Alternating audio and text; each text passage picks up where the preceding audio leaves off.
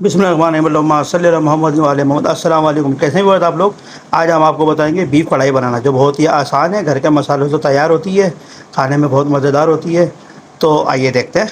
देखिए जी, बीफ कढ़ाई के लिए हमने तकरीबन ये आधा किलो करीब गोश्त लिया है बगैर हड्डी का। आप चाहें तो हड्डी वाला भी इस्तेमाल कर सकते हैं। बीफ कढ़ाई के अंदर मसाले निकाले हैं। 2 चमचे कुटी हुई लाल मिर्च है, 2 चमचे पिसा हुआ धनिया है, 2 चमचे नमक, 1 चमचा गरम मसाला है। मसाले से यही जाएंगे, बिल्कुल बाजार जैसा टेस्ट आएगा। इसमें एक्स्ट्रा मसाला कुछ नहीं जाएगा। बड़ा ज़बरदस्त इसका फ्लेवर आता है मसालों का। ये हमने तकरीबन 1 पाव के करीब टमाटर लिए, एक मीडियम साइज़ की प्याज है, लहसुन अदरक का पेस्ट है, ये धनिया है, एक अदरक का टुकड़ा लिया है, 2 नींबू हैं, बड़ी मिर्च है। इसकी प्रेजेंटेशन करेंगे तो सबसे पहले ये गोश्त गलाएंगे हम टमाटर के अलावा। तकरीबन 1.5 घंटे तक गोश्त गलाना है। गोश्त गलाने के बाद जब तकरीबन 80% गोश्त होएगा फिर हम टमाटर ऐड करेंगे। तो सबसे पहले गोश्त चढ़ाते हैं, फिर आपको दिखाते हैं इंशाल्लाह। देखिए जी, हमारा तेल गर्म हो चुका है। इसमें सबसे पहले हम लहसुन अदरक का पेस्ट डालेंगे। इसके बाद ये गोश्त है, गोश्त ऐड करेंगे इसमें।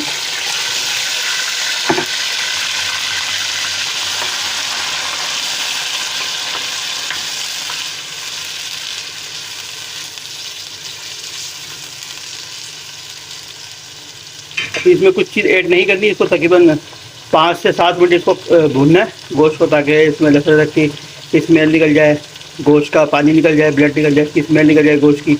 तो इसको 5 से 7 मिनट इसको भूनना है, सिर्फ लहसुन अदरक का पेस्ट डाल के। इसके बाद बाकी चीज़ें डालेंगे, फिर आपको दिखाएंगे इंशाअल्लाह। देखिए जी, इसको हमने गोश्त को तकरीबन 5 मिनट हाई फ्लेम का और भुना है। तो अब ये मसाले जो हमने निकाले थे इसके साथ मसाले डालते हैं।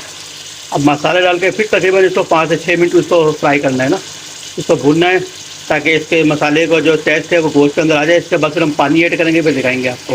तकरीबन 5 मिनट तक इस मसालों के साथ भूनना है ना। देखिए जी, इसको हमने 5 मिनट मसाला डाल के भूना है इसको। इसकी बड़ी ज़बरदस्त खुशबू आ रही है इसके अंदर।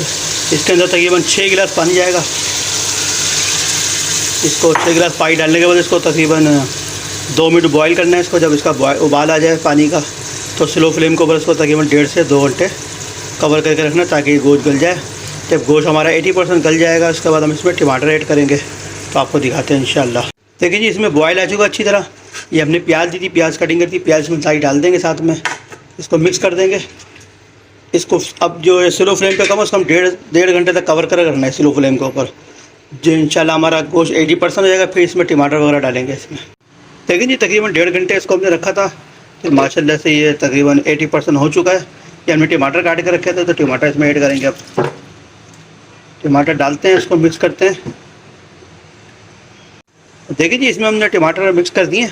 या अब ये स्लो फ्लेम के ऊपर तकरीबन आधे से पौने घंटे कवर करेंगे इसको। इंशाल्लाह ये हमारी कढ़ाई तैयार होती है, फिर आपको दिखाते हैं।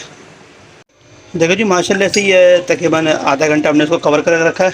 बड़ी ज़बरदस्त खुशबू आ रही है कढ़ाई के अंदर, बीफ के अंदर बड़ी बेहतरीन किस्म की खुशबू आ रही है, बड़ी मज़ेदार है। ये देखें, इसमें अभी कढ़ाई में ये प्रेजेंटेशन करते हैं, थोड़ी सी है मिर्च डालते हैं, थोड़ी सी 4-5 मिर्च डालते हैं। थोड़ी अदरक काटी थी हमने, ये इसके साथ डालेंगे इसमें। इस तरह से थोड़ा धनिया जाएगा इसके अंदर। देखिए ये बड़ी ज़बरदस्त लग रही है बीफ कढ़ाई। इसको इंशाल्लाह डिश आउट करते हैं, फिर आपको दिखाते हैं। देखिए जी, इसको हमने डिश आउट कर लिया। बीफ कढ़ाई को बहुत ही मज़ेदार बनी है, ये बहुत ज़बरदस्त खुशबू आ रही है, बहुत बेहतरीन किस्म का लुक आ रहा है। घर के मसालों सादा मसालों से बन जाती है, बिल्कुल बाजार जैसी कढ़ाई होती है ये। तो आप बनाएं, अपने घर वालों के साथ खाएँ। हमारे चैनल को लाइक करें, सब्सक्राइब करें, शेयर करें। अस्सलाम वालेकुम।